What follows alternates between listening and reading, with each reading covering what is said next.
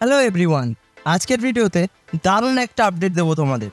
তবে প্রথমেই বলে নিই, আজকের ভিডিওতে আমি একটা ইন্ট্রো এবং আউট্রো দুটোই বানিয়েছি। তো প্লিজ তোমরা জানিও যে সেটা কেমন লাগছে। তো সেই আপডেটটা দেওয়ার আগে গতকালকের চ্যাম্পিয়ন্স লিগ ফাইনাল নিয়ে একটু কথা বলে নিই। বহু প্রতীক্ষিত সেই চ্যাম্পিয়ন্স লিগ ফাইনাল কিন্তু গতকাল হয়ে গেল রিয়েল মাদ্রিদ এবং বরুসিয়া ডর্টমুন্ডের মধ্যে। আর এই ম্যাচে কিন্তু নিজের রিয়েল মাদ্রিদ অধ্যায়ের সমাপ্তি ঘটালেন টনি ক্রুজ। আর তার বিদায়কে একদম স্মরণীয় করে রাখলো রিয়েল মাদ্রিদ। আমার এক্স্যাক্ট ফিগারটা মনে পড়ছে না, খুব সম্ভবত তিনি হয়তো তার কেরিয়ারের 6th ইউএফা চ্যাম্পিয়ন্স লিগ জিতলেন এবং তার সঙ্গে সঙ্গে রিয়েল মাদ্রিদও কিন্তু আরও একবার চ্যাম্পিয়নদের ট্রফিটা নিজের ঘরে নিয়ে এলো। তবে গতকালকের ম্যাচে ডর্টমুন্ড কিন্তু প্রচুর সুযোগ পেয়েছিল। সেই সুযোগগুলো যদি তারা কাজে লাগাতে পারতো তাহলে হয়তো খেলার ফলাফল অন্যরকম হতে পারতো। একটা বল গোল পোস্টে লেগে ফিরে আসে, সেটা গোল হওয়ার চান্স ছিল। একদম শেষ মুহূর্তে যখন খেলা শেষ হবে তার 4-5 মিনিট আগে একটা গোলও কিন্তু করে ফেলে ডর্টমুন্ডের প্লেয়াররা, কিন্তু সেটা অফসাইড দেওয়া হয়। এছাড়া আরও অনেক চান্সেস কিন্তু তারা পেয়েছিল, কিন্তু কোনোটাই তারা ঠিক কনভার্ট করতে পারেনি বা ভাগ্য তাদের সহায় দেয়নি, কথাটা বলতেই হয়। একটা হাড্ডাহাড্ডি লড়াই কিন্তু সব সময় দেওয়ার চেষ্টা করেছিল ডর্টমুন্ড, কিন্তু শেষ পর্যন্ত কিন্তু শেষ হাসিটা তারা হাসতে পারল না। কাদের জন্য? কারবাহাল এবং ভিনিসিয়াস জুনিয়র।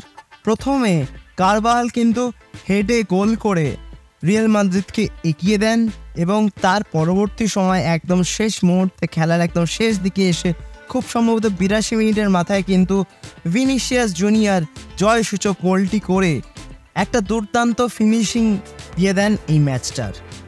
তো বেশ উপভোগ্য একটা ম্যাচ কিন্তু ছিল গতকালকের ম্যাচটা। তোমরা যারা দেখেছো তোমাদের কেমন লেগেছে অবশ্যই কিন্তু আমাকে কমেন্ট করে জানিও।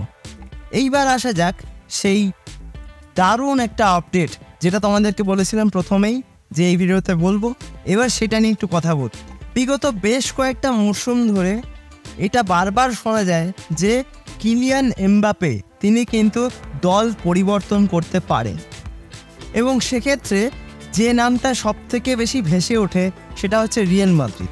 অর্থাৎ তিনি কিন্তু রিয়েল মাদ্রিদেই আসতে পারেন, এটা প্রত্যেকবারই আমরা শুনি, কিন্তু কোনোবারই কিন্তু সেটার কোনো বাস্তবায়ন আমরা দেখতে পাই না। অর্থাৎ এই ডিলটা কিন্তু কোনোবারই হয় না। তবে এবার কি প্রতীক্ষার অবসান ঘটতে চলেছে? কিছুটা কিন্তু সেরকমই খবর পাওয়া যাচ্ছে। এইবার কিন্তু কিলিয়ান এমবাপে পিএসজি ছেড়ে রিয়েল মাদ্রিদের জার্সি গায়ে চাপাতে চলেছেন বলেই কিন্তু শোনা যাচ্ছে। শুধু এটুকুই নয়, এটাও শোনা যাচ্ছে যে তার সমস্ত ডিল কিন্তু সাইন হয়ে গেছে এবং সমস্ত কিছু কনফার্ম হয়ে গেছে। অর্থাৎ প্রত্যেকবারই আমরা যে আপডেটটা পাই যে তিনি দল পরিবর্তন করতে পারেন এবং রিয়েল মাদ্রিদে আসতে পারেন, এইবার কিন্তু তার বাস্তবায়ন ঘটতে চলেছে। খুব সম্ভবত এই সপ্তাহের শেষে কিংবা আগামী সপ্তাহে হয়তো এটার কোনো অফিসিয়াল আপডেট এসে যাবে। এখনও পর্যন্ত যেটুকু আপডেট, এই ডিলটা কিন্তু মোটামুটি ডিল ডান হয়ে গেছে, অর্থাৎ সমস্ত কিছু কিন্তু কনফার্ম হয়ে গেছে। এখন কিলিয়ান এমবাপে যদি রিয়েল মাদ্রিদে আসেন সেক্ষেত্রে তোমাদের কি মনে হয়? তোমরা এই ট্রান্সফারটা নিয়ে কতটা খুশি বা অ্যাজ আ ফুটবল ফ্যান তোমাদের কি মনে হয়? সমস্ত কিছু কিন্তু আমাকে কমেন্টে অবশ্যই জানিও। আর ভিডিওটা যদি ভালো লেগে থাকে লাইক, কমেন্ট, শেয়ার এবং সাবস্ক্রাইব করতে কিন্তু একদমই ভুল করবে না।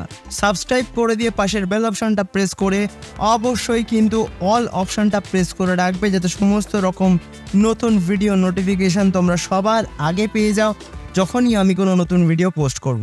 তো আজকের মতো ভিডিওটা তাহলে এখানেই শেষ করছি। দেখা হবে আবারও পরবর্তী ভিডিওতে নতুন কোনো দিন নতুন কোনো সময়। তোমরা ভালো থেকো, সুস্থ থেকো।